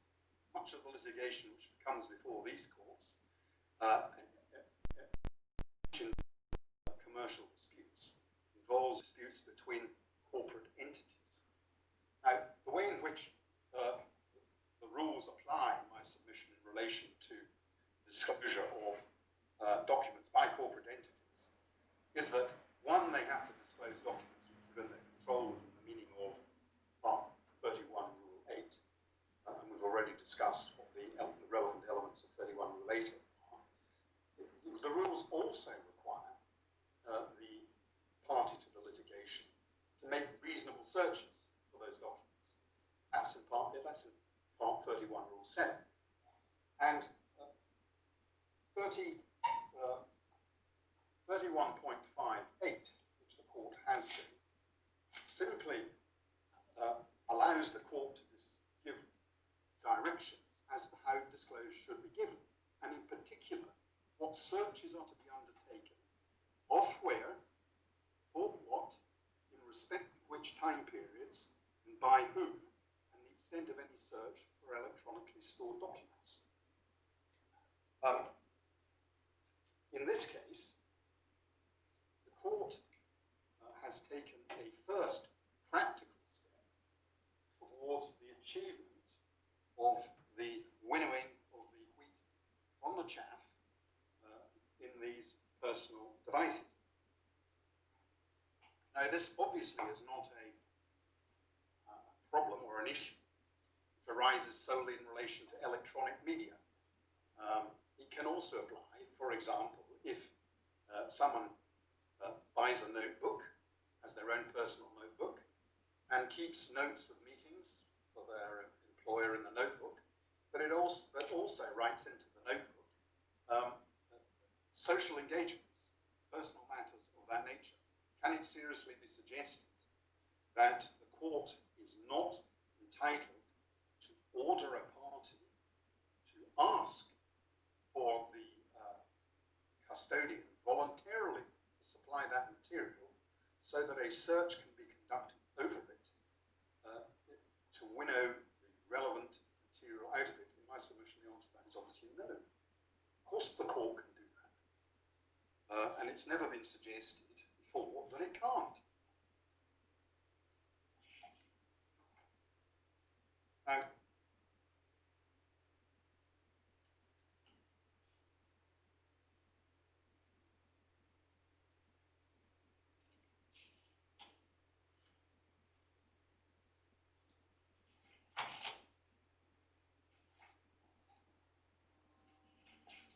one of the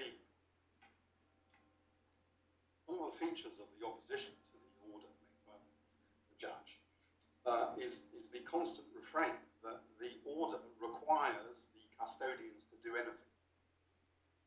That appears in the submissions and it appears in the oral submissions that you've received.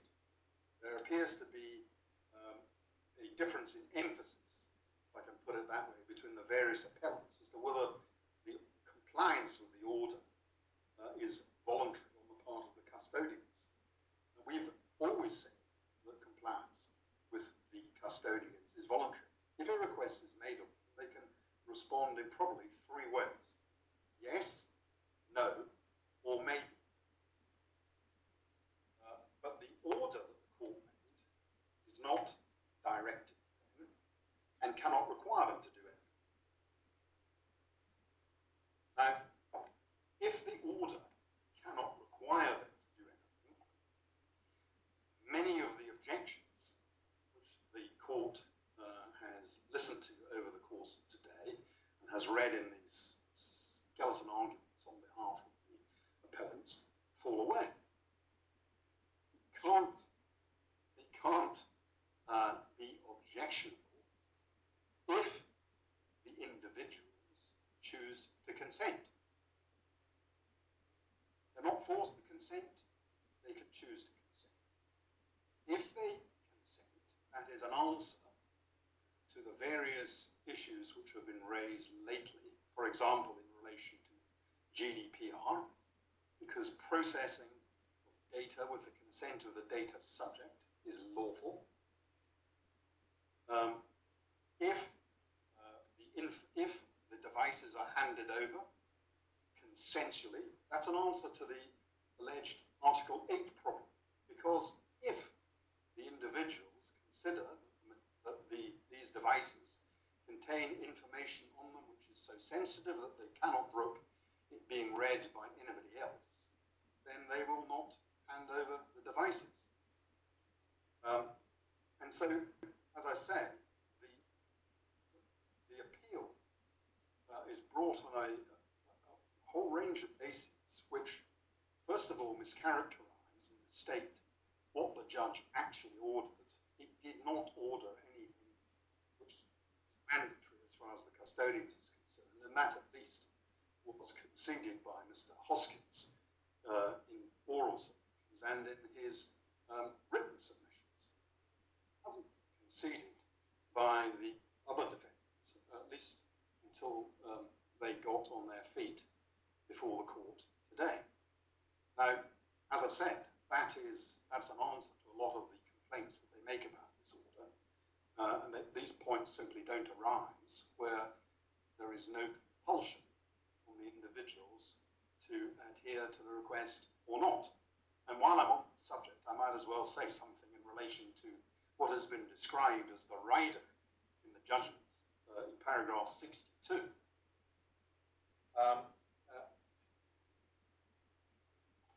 It doesn't form part of the order. The learned judge was concerned to ensure, in my submission, that a request was made which was neutral, if I can put it. He was concerned to ensure that the question wasn't asked if I can use the classical form, no, surely not. It was not, he didn't order them to use the classical term nonne either. He simply was expecting the parties to put forward, and I know, my lord, I'm not allowed to use Latin, and forgive me for doing so.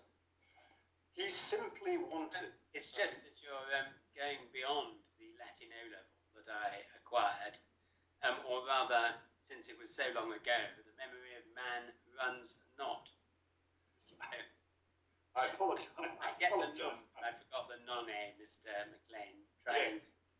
It was neither num nor nonne. It was intended to be neutral. And then we have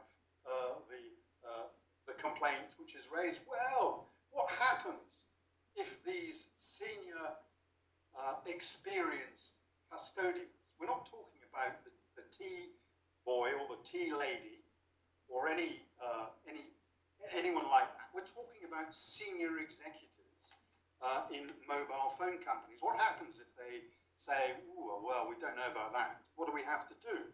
Well, they can ask the defendant what they can do, or they can seek independent legal advice if they wish.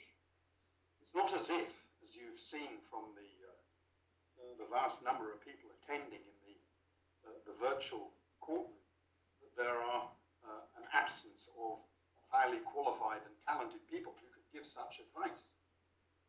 They can ask, and there is nothing, there's absolutely nothing in the order which would prevent the defendants from expressing their genuine bona fide view as to what they were required to do. Now, as I mentioned to the court earlier on,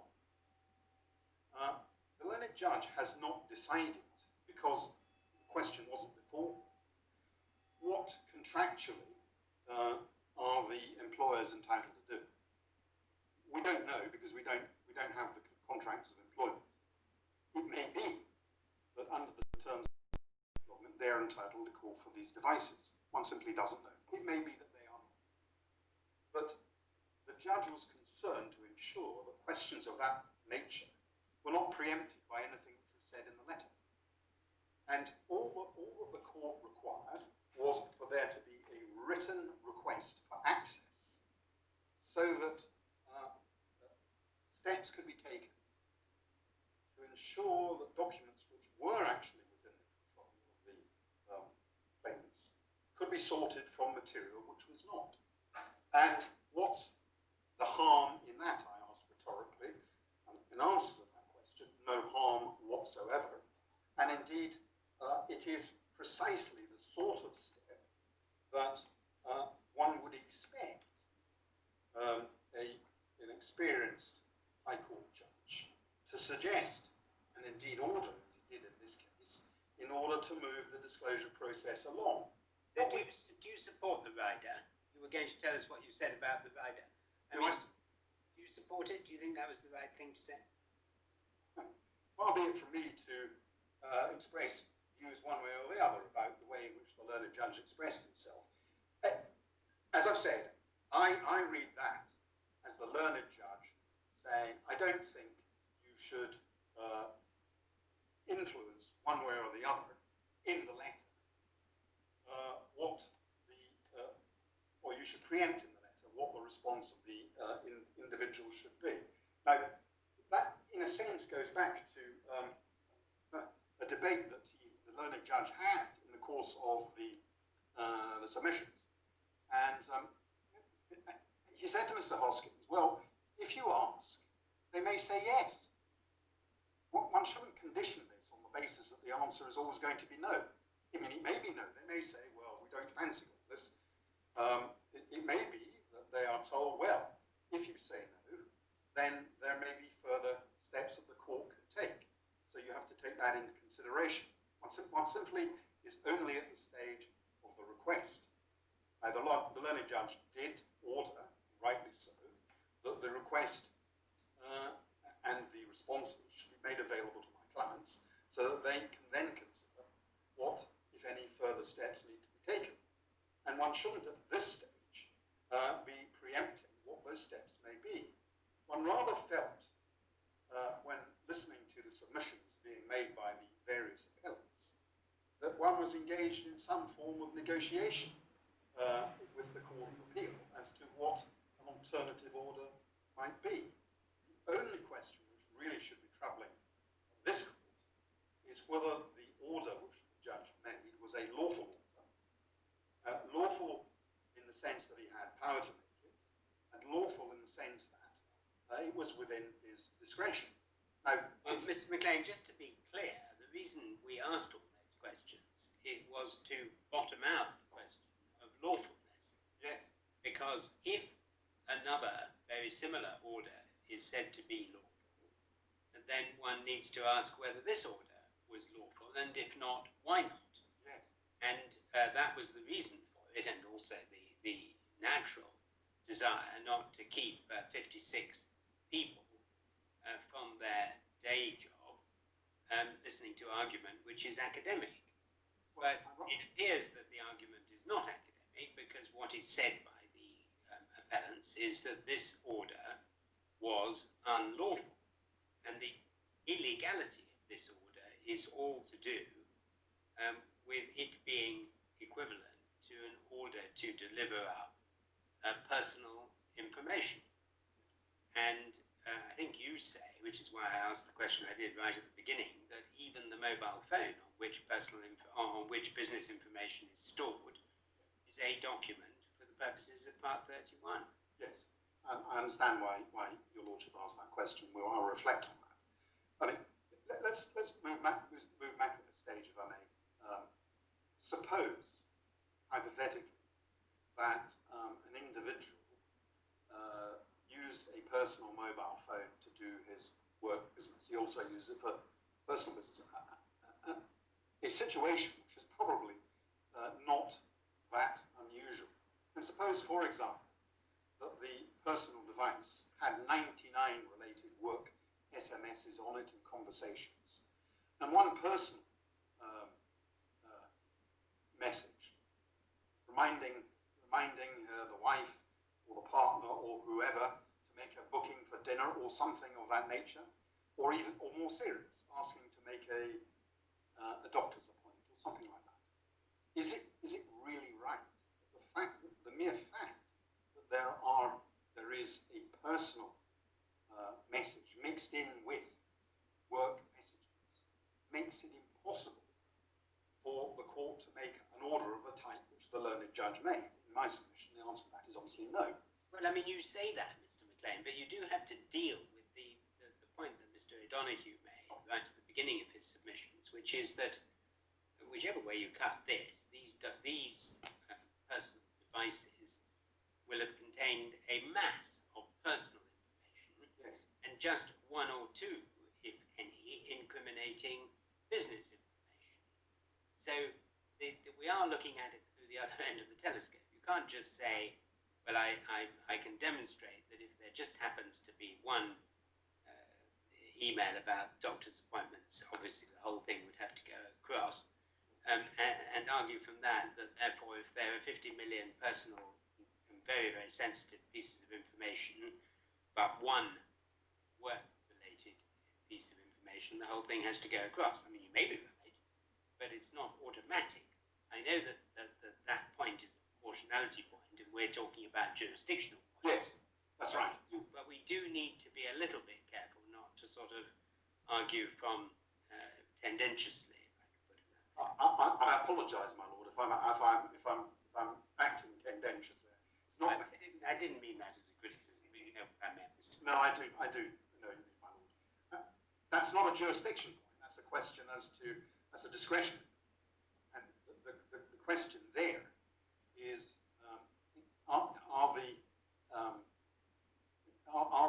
is the personal information adequately protected? Is it proportionate to make an order? It's not an order that they actually hand over these things. It's an order which gives them the ability to say no if they think there is something particular. I know that, but what makes this case important, Yes. now that we're into it, Yes. is what you said a minute ago, which is that this probably applies to almost every person in the country. Yes. They will either have a piece of personal information on their work device, Yes. or a piece of business information on their personal device. I mean, Yes. just a mistake, even if they didn't intend to. Well, I can put my hand up to that, my lord. Well, I'm thinking of putting even my hand up to that, in the sense that even if you try the hardest you possibly can, Yes. you can't always distinguish, and sometimes there are personal messages put at the bottom of work messages. So the thing is mixed, and therefore this has an importance when you come to order disclosure in a technological world. Yes. And principle is the most important guide, I would have thought. And I think what we're seeking is guidance as to precisely what the principles are. The cases, to me, don't actually, they're all decided on a particular basis, as both sides have shown us. Yes, they are. In our submission, the way that you get to this is through asking yourself, what is a reasonable search to conduct, and how is that reasonable search to be achieved? Now that ultimately is a matter for the learned case management judge, albeit this court can say and give guidance to the learned first instance judges what the broad parameters may be, what the considerations may be that the learned judges ought to take into account in circumstances like this. But essentially, my submission, what one is concerned with is what's a reasonable and proportionate search in all the circumstances, and that's a matter predominantly for the learned judge hearing the application. In this case, we are concerned with a serious alleged conspiracy, collusion,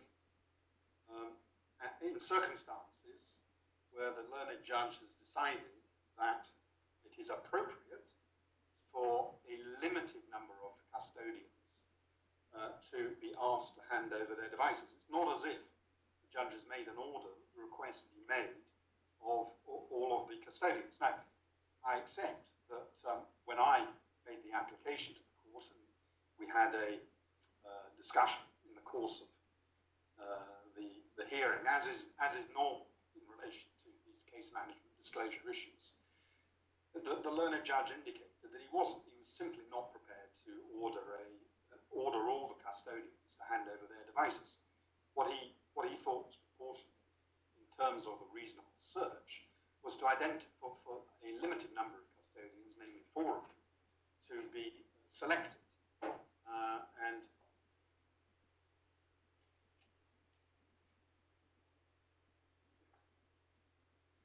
So that is one of the steps which the judge considered. How far should this request go?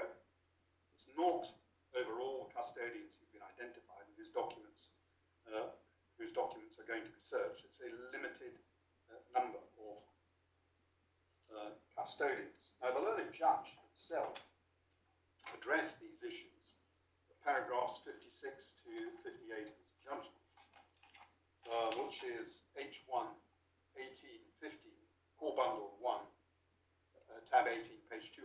Okay, just before you do that, can I just ask you about the structure of the judge's logic? You drew our attention earlier on to paragraph 61. And if I understand what you were saying, what you say the judge did, the judge, in the first sentence in paragraph 61, was saying that he could, in principle, order disclosure of the personal devices, and he had jurisdiction to do.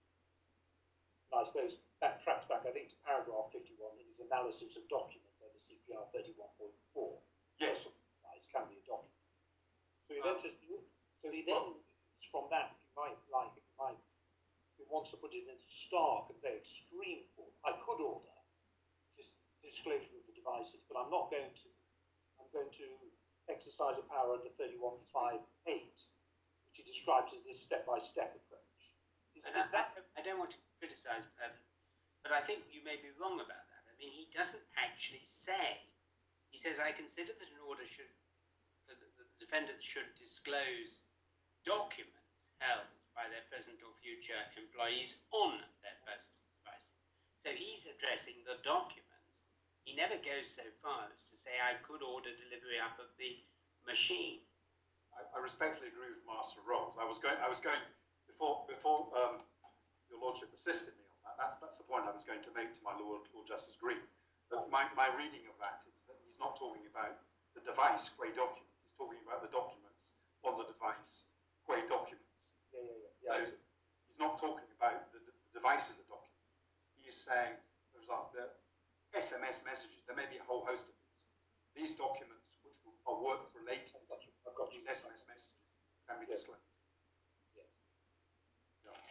Now, I'm looking at the time, Mr. My lord, McLean. I know you wanted to go back in the judgment.